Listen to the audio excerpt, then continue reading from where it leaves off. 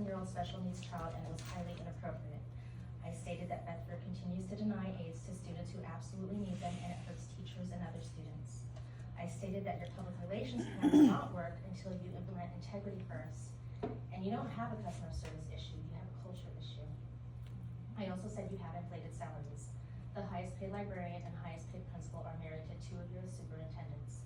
The librarian makes about $200,000 a year when the average salary is between $56,000 and $98,000 in San Bernardino County. I said one employee has a 167% salary increase in 1 year and another one had a 135% salary increase within 5 years.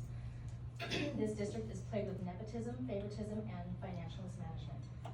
I also said your administration had been very aggressive last year with the attendance practices and it's causing our children to be continually sick. And I said your digital literacy lessons included a lesson on gender stereotypes and you did not inform parents and your administration has created an anti-parent culture. I spoke about one of your students hitting a special needs student, history of seizures, and has had multiple reconstructive surgeries, and then she videoed herself speaking about it and posted it on YouTube, and all she received was attention. I also stated that I had faced a severely toxic district culture and have been the victim of retaliation all last year due to the Shannon St. Thomas situation, and it's completely wrong because I didn't make that error. She made the error. She evaluated my child while he was medicated. She manipulated the evaluation, and she did the final draft for me. And I asked you to reimburse all the teachers for the money they spend in our classrooms too, because I see that you do reimburse other employees for things.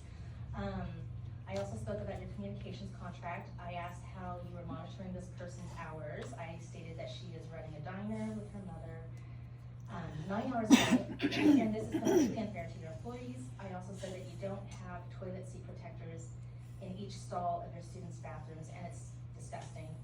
And I stated that I was disturbed about your warrant listings, which I see you were continuing with this month as well. And Etiwanda School District is not the vendor. And ESD is listed as the vendor for multiple items. And I also said that at Windrose, we were told that our choir would be coming back, and we just had to wait 1 year. But I didn't hear any mention of it when we were talking about FAFA. And we want our choir back with our winter and spring concerts. And then in regards to the consent calendar, I wanted to speak about board policy 9323.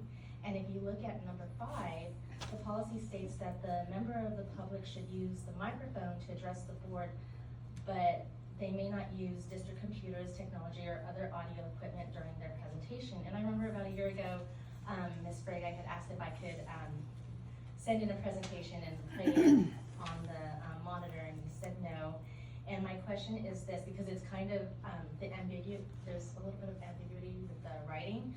Do you mean we can't use district stuff, or could I like bring in my own monitor and do that instead, since I can't use district equipment? And then the other thing I wanted to say is that there's a lot of rules being placed on the members of the public, but those same rules are not being applied to your own staff. I know when I was up here, I think it was the day that I was talking about the 1% salary increase. One of your employees, I think they must be like a teacher union rep or something, but they called me a liar while I was speaking about that. And then, I mean, you've seen the video of another employee laughing at someone while she's up here making public comment, and it seems like your administration allows them to get away with this behavior, and shouldn't your policies apply to everyone? And then, I have 50 seconds left. I would also like to speak about the pest control contract.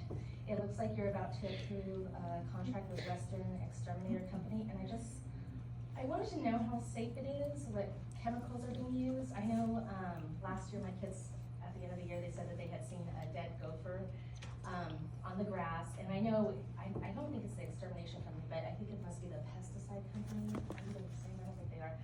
But we get those warnings like every single month that they're spraying, and I think that's for weed control. I wanted to see if we can do like pulling weeds instead of constantly spraying our campuses with chemicals. That's all I have to say.